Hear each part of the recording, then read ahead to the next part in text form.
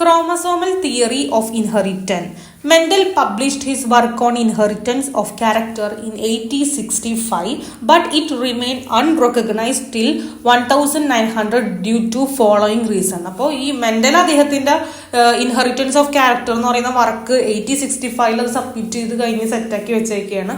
പക്ഷെ അത് 1900 വരെ ആരും അത് ശ്രദ്ധിച്ചിട്ടൊന്നുമില്ല. അത് എന്തുകൊണ്ടാണെന്ന് വെച്ചാൽ കുറച്ച് കാരണങ്ങളുണ്ട്. ഒന്നാമത്തെ കാരണം എന്ന് പറയുകയാണെങ്കിൽ അന്ന് പറയുന്നത് ഈ കമ്മ്യൂണിക്കേഷൻ അത്ര എളുപ്പമല്ലായിരുന്നു. അതായത് എല്ലാ സയന്റിഫിക് വേൾഡിലേക്ക് എത്താനായിട്ട് അത്ര എളുപ്പമായിരുന്നില്ല.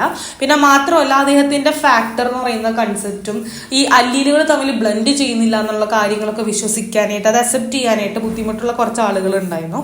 അത് മാത്രമല്ല ബയോളജിക്കൽ ഫിനോമിന എക്സ്പ്ലെയിൻ ചെയ്യാൻ അദ്ദേഹം മാത്സ് ഉപയോഗിച്ചതൊന്നും അക്സെപ്റ്റ് ചെയ്യാൻ പറ്റാത്ത കുറച്ച് സയന്റിസ്റ്റുകൾ ഉണ്ടായിരുന്നു. പിന്നെ അത് മാത്രമല്ല അദ്ദേഹത്തിന് ഈ ഫാക്ടർ എക്സിസ്റ്റ് ചെയ്യുന്നുണ്ട് എന്നുള്ളതിന് ഒരു ഫിസിക്കൽ പ്രൂഫ് കൊടുക്കാനൊന്നും അദ്ദേഹത്തിന് സാധിച്ചിരുന്നില്ല. അപ്പൊ ഇത്രയും കാരണങ്ങൾ കൊണ്ടാണ് അതാരും കാണാതെ പോയത് ആ ഒരു വർക്ക്. ഇനി റീഡിസ്കവർ ഓഫ് മെന്റലിസം, അതായത് ഇൻ 1900 3 ബയോളജിസ്റ്റുകളുണ്ട്, Hugo de Vries, Carl Correns, von Tschermak. ഈ 3 സയന്റിസ്റ്റുകൾ കൂടി മെന്റലിന്റെ റിസൾട്ട് പിന്നെയും റീഡിസ്കവർ ചെയ്ത് ഇൻഡിപെൻഡന്റ്ലി റീഡിസ്കവേർഡ് ചെയ്തു. In 1902, Walter Sutton and Theodore Boveri studied independently the chromosome movement during meiosis. അപ്പോൾ ഇവർ രണ്ടുപേരും ഇൻഡിപെൻഡന്റ്ലി ആണ് മിയോസിസിന്റെ സമയത്തുള്ള ക്രോമസോം മൂവ്മെന്റിനെ കുറിച്ച് പഠിച്ചത്.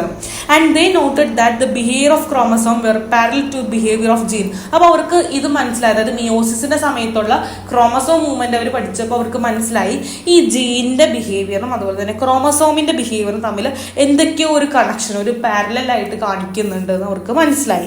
And Sutton and Boveri observed following parallelism in the behaviour of gene and chromosome. എന്തൊക്കെയാണെന്ന് നോക്കാം.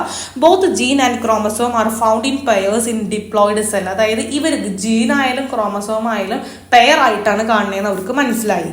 And the gene pair and chromosome pair segregate during gamete formation. Gamete form ചെയ്യുന്ന സമയത്ത് ഇവർ സെപ്പറേറ്റ് ആവുന്നുണ്ട്, ഇവർ സെഗ്രിഗേറ്റ്, ഈ പെയറുകൾ സെപ്പറേറ്റ് ആവുന്നുണ്ടെന്ന് അവർക്ക് മനസ്സിലായി.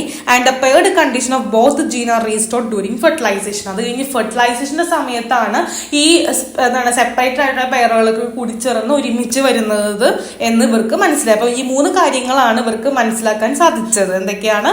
ഒന്നാമത്തെ കാര്യം എന്ന് പറയുന്നത് ജീനും ക്രോമസോമും പെയറുകളായിട്ടാണ് കാണുന്നത്.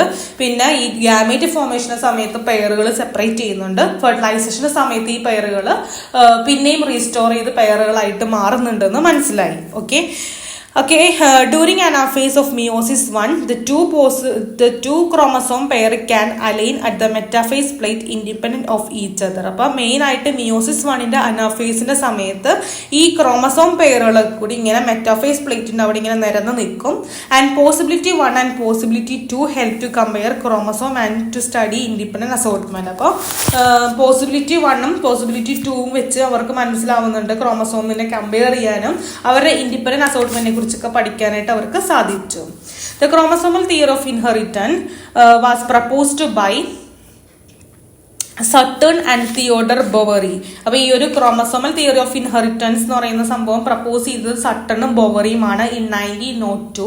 According to this theory the gene are located on chromosome. ഈ തിയറിയിൽ പറയുന്നുണ്ട് ജീൻ എന്ന് പറയുന്ന സാധനം ക്രോമസോമിന്റെ ഉള്ളിലാണ് ഉള്ളതെന്ന് പറയുന്നുണ്ട്. The main point of this theory എന്തൊക്കെയാണ്? Gene are located on the chromosome. അത് ഞാൻ പറഞ്ഞു, ക്രോമസോമിന്റെ ഉള്ളിലാണ് ജീൻ ഉള്ളതെന്ന് പറഞ്ഞു.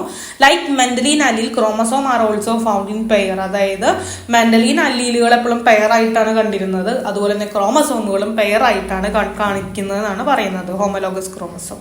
And both chromosome of a homologous pair segregate out into gamete during meiosis. അതായത് ഗ്യാമേറ്റ് ഫോർമേഷന്റെ സമയത്ത് ഇവർ സെഗ്രിഗേറ്റ് ചെയ്യുന്നുണ്ട്, ക്രോമസോംസുകൾ സെഗ്രിഗേറ്റ് ചെയ്യുന്നുണ്ട് എന്നാണ് ക്രോമസോം തിയറി ഓഫ് ഇൻഹെറിറ്റൻസിൽ വാൾട്ടൺ സട്ടണും തിയോഡർ ബൊവറിയും കണ്ടെത്തിയത്.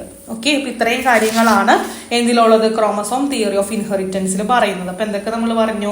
മെന്റലിന്റെ വർക്കാരും ശ്രദ്ധിക്കാതെ പോയ കാരണങ്ങൾ പറഞ്ഞു. മെന്റലിസത്തിൽ റീഡിസ്കവർ ചെയ്ത കുറച്ച് സയന്റിസ്റ്റുകൾ, അതായത് ഹ്യൂഗോ ഡീവ്രീസും കാൾ കോറനും വോൺ ടെഷർമാർക്കും ഇതിനെ റീഡിസ്കവർ ചെയ്തിട്ടുണ്ട്. അതുപോലെ തന്നെ 1902 വാൾട്ടർ സട്ടണും തിയോഡർ ബോവറിയുമാണ് ക്രോമസോം മൂവ്മെന്റിനെ കുറിച്ച് പഠിച്ച് കാര്യങ്ങളൊക്കെ മനസ്സിലാക്കിയത്. ഓക്കെ, അപ്പൊ ഇത്രയും കാര്യങ്ങളാണ് ഈ ഒരു വീഡിയോയിലുള്ളത്.